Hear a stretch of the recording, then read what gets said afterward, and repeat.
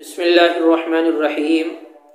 حدیث شریف میں وارد ہے کہ ایک شخص نے نبی کریم صلی اللہ علیہ وسلم کی خدمت اقدس میں حاضر ہو کر عرض کیا کہ یا رسول اللہ، آج میں نے بڑا عجیب خواب دیکھا ہے۔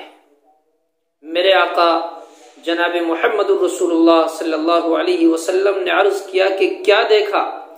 تو اس نے کہا کہ یا رسول اللہ، میں نے دیکھا کہ میری روح میرے جسم سے جدا ہو گئی اور پھر وہ میری ہتھیلی میں آ گئی اور مجھ کو اس نے گود میں لے لیا۔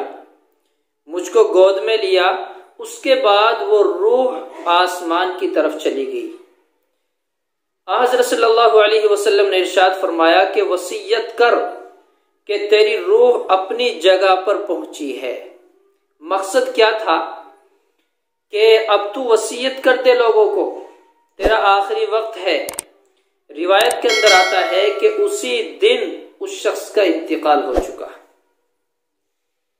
علامہ ابن سیرین رحمۃ اللہ علیہ نے فرمایا، حضرت کرمانی رحمۃ اللہ علیہ بھی فرماتے ہیں کہ اگر کوئی شخص اپنی جان کو دیکھے کہ خواب میں اس نے اپنی جان روح دیکھی کہ ہتھیلی میں ہے، تو دلیل ہے کہ کسی خطرناک کام میں مشغول ہوگا اور اس کو خوف جان ہوگا، اس کی جان کا خطرہ ہوگا، اس کو کسی دشمن سے خطرہ ہوگا، جان نہ چلی جائے اس بات کا خطرہ ہوگا۔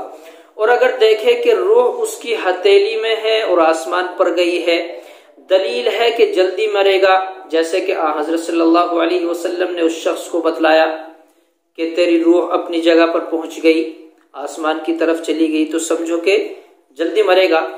دوسری بات یہ ہے، اگر دیکھے کہ اس کی روح کا رنگ زرد ہے تو دلیل ہے کہ سخت بیماری میں مبتلا ہوگا، اور بیماری کے علاوہ انتقال بھی اسی بیماری میں کرے گا، سخت بیماری میں مبتلا اور پھر اسی بیماری میں اس کا انتقال بھی ہوگا۔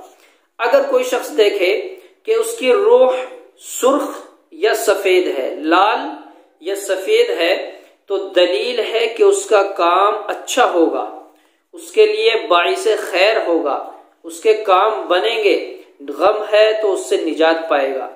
لیکن اگر کوئی شخص دیکھے خواب میں کہ اس کی روح سیاہ ہے، کالی ہو گئی، تو دلیل ہے کہ اللہ حفاظت فرمائے کہ وہ عذاب میں مبتلا ہوگا، عذاب حق، اللہ کی طرف سے کچھ نہ کچھ عذاب اس کو دیا جائے گا۔